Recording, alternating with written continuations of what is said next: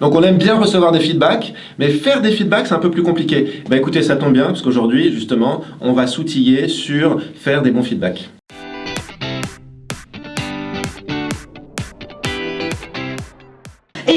Et oui, au sujet de Monsieur Pochat, il est libre à quelle heure le 18?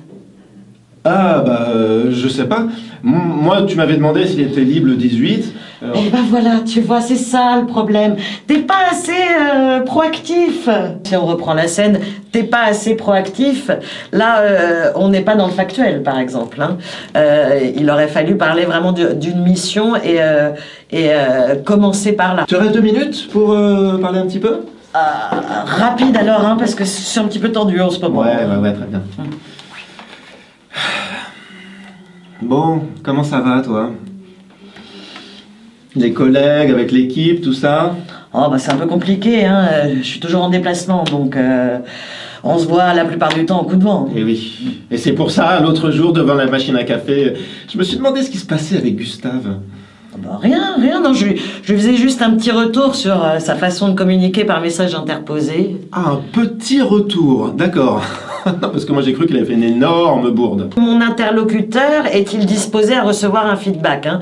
Vous l'avez très bien identifié, notamment sur le feedback qu'a tenté de faire Pierre à Muriel. Très clairement, dès le départ, elle a dit qu'elle n'avait pas le temps, qu'elle était absorbée par son travail et qu'elle était un petit peu débordée. Le fait d'insister va faire que probablement ça sera pas très constructif comme moment. Je vous ai dit, c'est vraiment un instrument de communication très fort qui va permettre d'avoir une relation de coopération très forte et qui va permettre de repérer d'éventuels signaux faibles pour anticiper des problèmes qui pourraient, avant qu'ils deviennent trop importants. Le feedback se doit d'être factuel. Encore une fois, on l'a déjà évoqué. Hein. L'idée, c'est pas de parler de la personne, c'est de parler vraiment d'une action, d'une mission, ou effectivement d'un comportement, d'un savoir-être ou d'un savoir-faire. Il est possible que vous ayez plein de choses à apporter à un collaborateur, vous ayez terriblement envie de la faire grandir sur ses missions.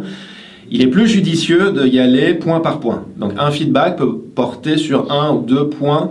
Ce sera plus facile pour la personne qui reçoit le feedback de se les approprier réellement pour pouvoir progresser, capitaliser sur des réussites et ensuite aller plus avant. Parce qu'on a tous un jour entendu, si je te dis rien, c'est que tout va bien.